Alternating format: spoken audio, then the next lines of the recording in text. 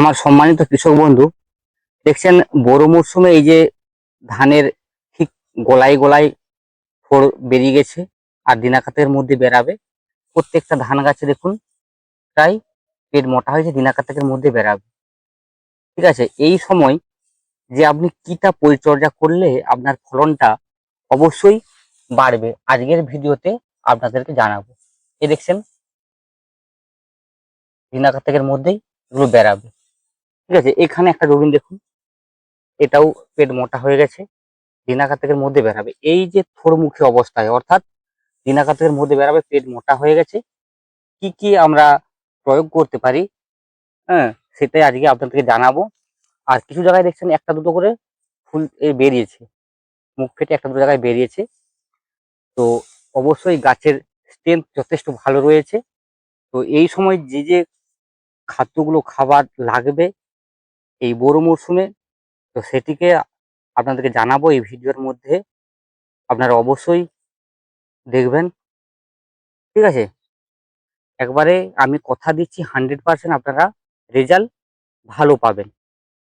ঠিক আছে, তো প্রথমে আপনাদেরকে বলবো যে একটি খাদ্যের কথা, যেটি এই সময় খুব প্রয়োজনীয়, এবং তারপর জানাবো একটি মাইক্রো নিউট্রিশনের কথা, এবং তারপর জানাবো একটি উড়া পোকা, যেগুলো এই সময় আমাদের যে পোকাগুলো বসে এই যে ধান যখন ফুলবে দু একটা করে বা ফুলার সময়, সেই সময় কিছু পোকার কথা বলাবো। এই দেখছেন পোকার কথা বলতেই আপনারা লক্ষ্য করবেন, এই একটা পোকা,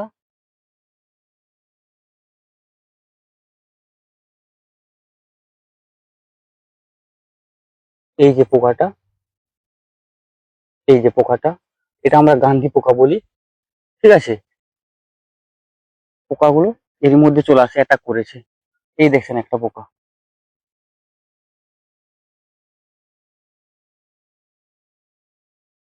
এই একটা পোকা যে বসে আছে, এটা একটা পোকা। ঠিক আছে, এই পোকাগুলো হাত থেকে আপনারা কিভাবে রক্ষা পাবেন ফুল ডিটেলসে এই ভিডিওর মধ্যে থাকবে। এছাড়াও একটি পিজিআর, যে যেমন ধানটা একবার সমান লেভেলে আমার যেমন ফলে একসঙ্গে টেনে, তার জন্য একটি পিজিআর এর কথা বলবো। আপনারা অবশ্যই শেষ পর্যন্ত ভিডিওটা দেখবেন, তাহলে বুঝতে পারবেন। হ্যাঁ, অবশ্যই আপনারা এই যে খাদ্য খাবারগুলো বা এই ফাঙ্গিসাইডগুলো আপনারা ব্যবহার করুন, আপনারা অবশ্যই রেজাল্ট পাবেন। এগ্রো বন্ধু ইউটিউব চ্যানেলের পক্ষ থেকে সমস্ত কৃষক বন্ধুদের আন্তরিক শুভেচ্ছা। যে সমস্ত কৃষক বন্ধু এই চ্যানেলটিকে সাবস্ক্রাইব করেছেন তাদেরকে অসংখ্য ধন্যবাদ, এবং যারা এই চ্যানেলটিতে এখন সাবস্ক্রাইব করেনি তাদের কাছে অনুরোধ রইল আপনারা চ্যানেলটিতে অবশ্যই সাবস্ক্রাইব করবেন এবং পাশে থাকবেন।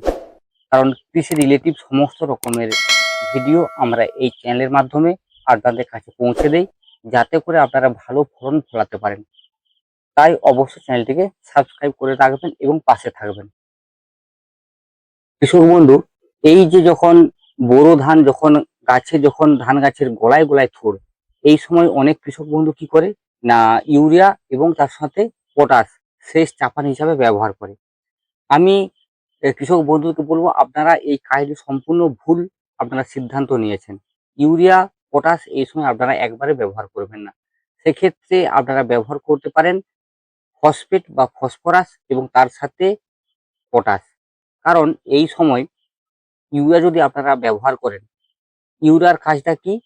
ইউরিয়া হচ্ছে গাছকে বৃদ্ধি করা এবং পাতা, গাছের যে পাতা সেটাকে হালিয়ে রাখা।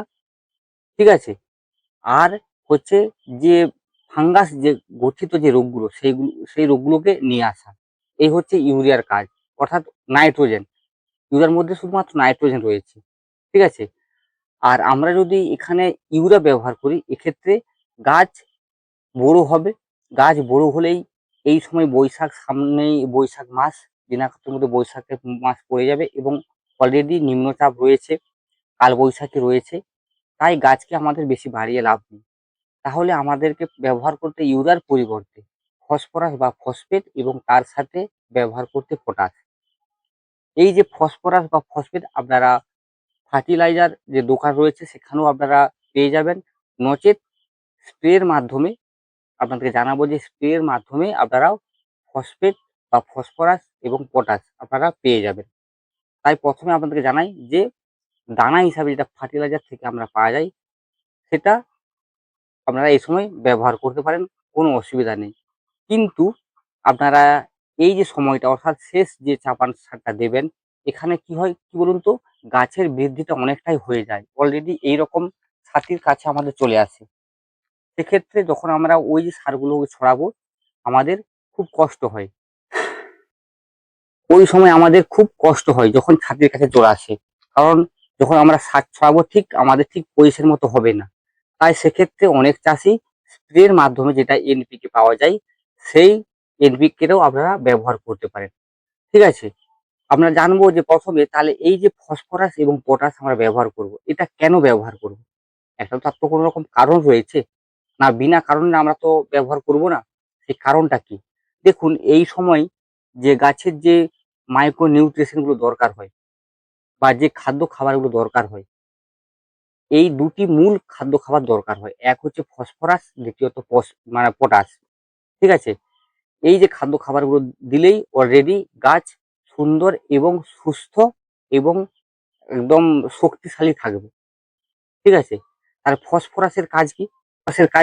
ফসফরাসের বহু কাজ রয়েছে। তার মধ্যে আমি গোটা ৩ আপনাদেরকে পয়েন্ট জানাবো যে এই কারণে আমরা ফসফরাস এই সময় ব্যবহার করব। ১, গাছের শিকড় বৃদ্ধি এবং গাছকে মজবুত রাখতে। দ্বিতীয়ত, ফুল ফল গঠনের সাহায্য করে এই পটাশ। তৃতীয়ত, রোগ প্রতিরোধ করার ক্ষমতা এবং প্রতিকূল পরিবেশে নিজেকে বাঁচিয়ে রাখার জন্য, অর্থাৎ নিজেকে বলতে গাছটাকে বাঁচিয়ে রাখার জন্য এই যে ফসফরাস গুরুত্বপূর্ণ ভূমিকা গ্রহণ করে। এই যে যখন গাছ পুরো গোলায় গোলায় থোড় থাকবে, আপনারা এই সময় ব্যবহার করতে পারেন। ঠিক আছে? এইগুলো ফসফরাসের কাজ। আর অবশ্যই আপনারা এই যে ফসফরাসটি রয়েছে এটি একটি ভালো মানের একটি মাইক্রো নিউট্রিশনও আপনারা বলতে পারেন। এই সময় কিন্তু এটা লাগবে। ইউরিয়ার পরিবর্তে আপনার এটা ব্যবহার করুন। এতে রেজাল্ট আপনি 100% অনেক বেশি পাবেন। ঠিক আছে? এরপর আমরা পটাশে যাই। যে পটাশ অর্থাৎ আমরা যেটা এমওপি বলি, লাল যে পটাশ এমওপি, এটার মধ্যে রয়েছে 60% ক্যালসিয়াম। মানে ধারণা করা যায়নি এর মধ্যে এই যে ক্যালসিয়ামটা কতটা পরিমাণ গাছের এই সময় লাগে। কারণ দেখুন ক্যালসিয়াম হচ্ছে একটা খুব গুরুত্বপূর্ণ আমাদের মানব জীবনেও যেমন একটা ক্যালসিয়ামের আমরা মানে অভাব দিয়ে থাকি, মানে বিভিন্ন রকম যে দেখবেন যে ক্যালসিয়ামের ঘাটতির জন্য বহু ধরনের রোগ দেখা দেয়। তাই এই যে পটাশ আমরা যদি গাছেও ব্যবহার করি কিন্তু খুব ভালো এই সময় আমরা বলতে পারি। কারণ পটাশ হচ্ছে গাছের রোগ প্রতিরোধ করার ক্ষমতা বাড়াবে এবং গাছের শিকড় এবং গাছকে মজবুত রাখতে সাহায্য করে। কারণ সামনেই কালবৈশাখী।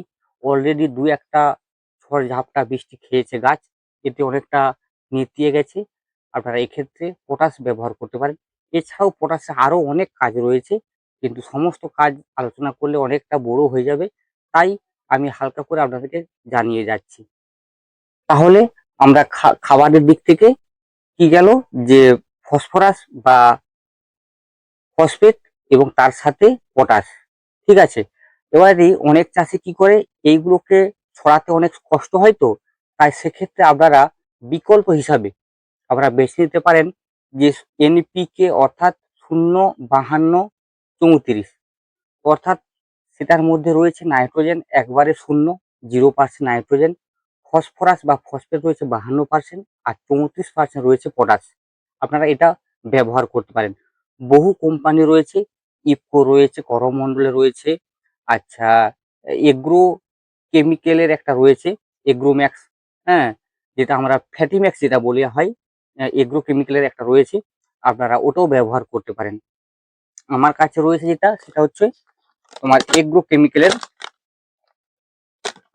অ্যারিজ এগ্রো, কেমিক্যালের যে ফ্যাটিম্যাক্স 0-52-34 আপনারা এটাও ব্যবহার করতে পারেন। দুর্দান্ত কাজ। সাদা চিনি দানাদার আকারে এটা পাওয়া যায়। এটাকে অবশ্যই যখন আমরা স্প্রে করবেন আগে একটু এটাকে ভালো করে গুলিয়ে নিয়ে আসবেন। কারণ এটা একটু গুলতে দেরি লাগে। ঠিক আছে? আপনারা এটা স্প্রের মাধ্যমে এই 0-52-34 আপনারা ব্যবহার করতে পারেন। দুর্দান্ত রেজাল্ট। আপনারা একবার ব্যবহার করুন।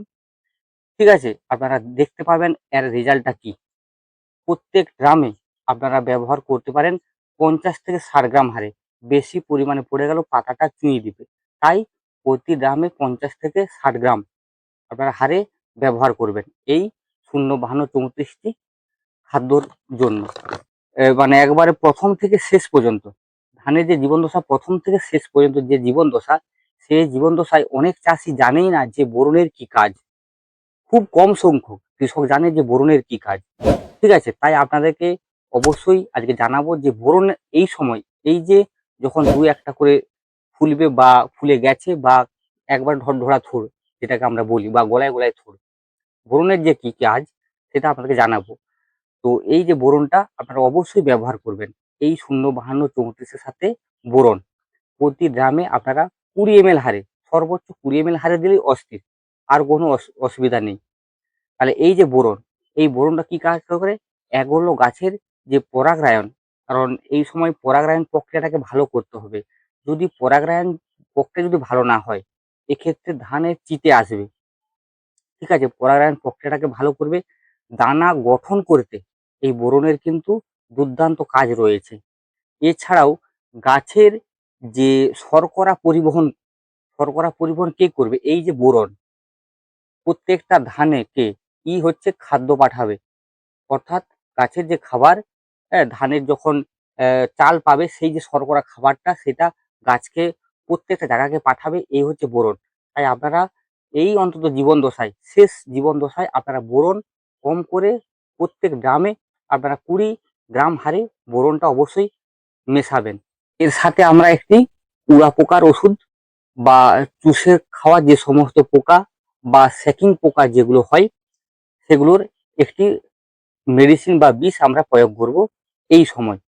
তাহলে এক্ষেত্রে কোনো চাষি যদি এর সাথে মাজরা পোকার যদি বিষ প্রয়োগ করে বা অ্যাড করে, কোনো অসুবিধা নেই। সেক্ষেত্রে 15-20 ml হারে আপনারা ব্যবহার করতে পারেন। ঠিক আছে, তো আমরা এই যে শোষক পোকার যে ওষুধটা দেব, সেক্ষেত্রে কোনো চাষি যদি এটাই আপনার শেষ স্প্রে হয়, তাহলে সেক্ষেত্রে একটু ভালো মানের ভালো টেকনিক দেখে আপনি ব্যবহার করতে পারেন। আপনাদেরকে জানাবো যে কোনগুলো ভালো টেকনিক রয়েছে বর্তমানে ভালো কাজ করছে জানাবো, এবং একটু কম রেটের মধ্যে যেগুলো ভালো কাজ করছে আপনাকে জানাবো, সেগুলো ব্যবহার করতে পারেন। আপনি যে কোনো একটা পছন্দ মতো আপনার যে চুষে খাওয়া উড়া পোকা বা যে প্রজাপতি যে ধরনের রয়েছে, সেগুলোর ক্ষেত্রে এগুলোকে দমন করতে হবে। না হলে কি বলুন তো, ওই যে যখন ধানটি ঠিক বেরাবে, ওই মুখের সামনে ওরা বসে থাকবে, ওই যে ধানের যে রসটা চুষে চুষে খাবে, ধানটা ফুলবে না, মানে চিটা হয়ে যাবে। তাই এক্ষেত্রে আপনারা একটা চুষা পোকার অবশ্যই বিষ প্রয়োগ করবেন। দেখুন এক্ষেত্রে আমরা দেখে আসছি যে চুষা পোকার যে বিষটি ভালো, আমরা চেস, এই সিনজিনটা কোম্পানির চেস, এটি কিন্তু খুব ভালো। এর টেকনিক হচ্ছে পাইমেট্রোজেন 50% WG। আপনারা প্রথম যারা একবারই স্প্রে করবে সেটা এটাও ব্যবহার করতে পারেন। আচ্ছা, বা চেস ব্যবহার করতে হবে এমন কোনো কথা নেই। আপনারা এই শুধু পাইমেট্রোজেন 50% WG এই টেকনিকটা মনে রাখলেই হবে, এই টেকনিকটা ব্যবহার করতে পারেন। এছাড়াও একটি ডবল টেকনিকের ওষুধ হয়েছে বাজারে, প্রচুর প্রচলিত, এবং এটা আরো ভালো কাজ করে। এটি হলো ডাইনোটিফুরন 15% এবং তার সাথে রয়েছে পাইমেট্রোজেন 45%, অর্থাৎ 45% WG, অর্থাৎ এটাও দানাদার আকারে পাওয়া যায়। আপনারা এটাও ব্যবহার করতে পারেন, সেক্ষেত্রে ভালো কাজ হবে। যে কোনো কোম্পানির আপনারা ব্যবহার করতে পারেন, কোনো অসুবিধা নেই। কম রেটের মধ্যে যেগুলো ভালো কাজ করে সেটা হলো ল্যান্সার গোল্ড রয়েছে, এটা হচ্ছে অ্যাসিভেট, এর ওর সাথে প্লাস ইমিডাক্লোরোপিড রয়েছে, ওটাও ব্যবহার করতে পারেন। তার সাথে রয়েছে শুধু প্লেন অ্যাসিভেট 75%, ওটাকেও ব্যবহার করতে পারেন। নচেত অ্যাসিভেট 95 রয়েছে একটা, 97 রয়েছে একটা। হ্যাঁ, এই টেকনিকগুলো আপনারা ব্যবহার করতে পারেন। প্রথম মানে যে যারা আরো একবার নামবে, সেক্ষেত্রে এই যে টেকনিকগুলো বললাম এগুলো আপনারা ব্যবহার করতে পারেন, কোনো অসুবিধা নেই। তাহলে ৩টি কথা বললাম, এক হলো খাদ্য, দ্বিতীয়ত একটি বোরন, মাইক্রোনিউট্রিয়েন্ট বোরন, তৃতীয়ত হলো তোমার একটি উড়া পোকা, এবং চতুর্থ নম্বর বলবো সেটি হলো একটা ভালো মানের পিজিআর। কারণ এই সময় একটি ভালো মানের পিজিআর দিতে হবে, যাতে একই লেভেলে আমার ধানটা ফুলে। মানে সবকে টেনে এনে একসাথে ফোলায়, তার জন্য একটি ভালো মানের পিজিআর আমরা ব্যবহার করতে পারি।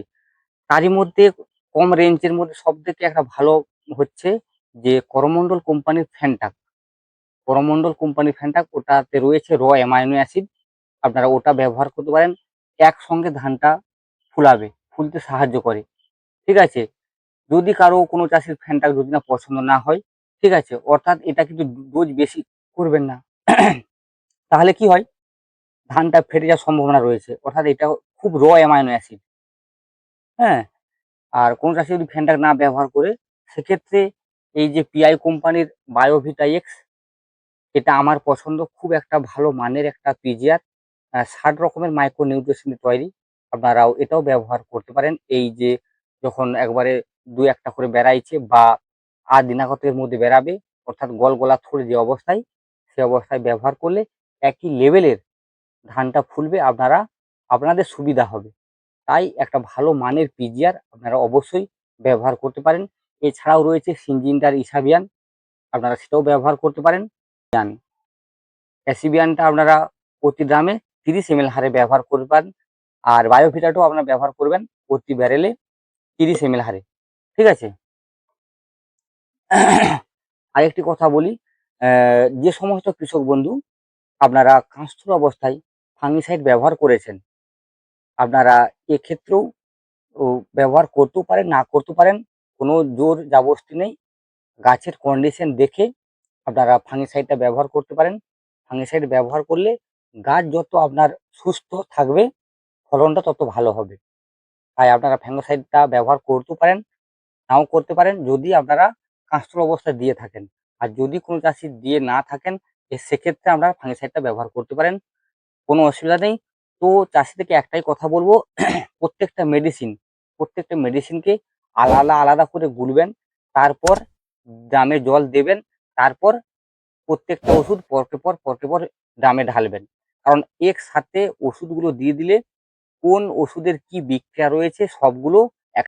আশা করা যায় সমস্ত কৃষক বন্ধু এই যে পুরো বিষয়টা যে বললাম, যে ধানের যে গোলায় যে থোড়, এই সময় আপনারা কি কি পরিচর্যা করবেন, কি কি খাদ্য খাবার দেবেন, কি মেশাবেন, আপনাদেরকে পুরোটাই বললাম।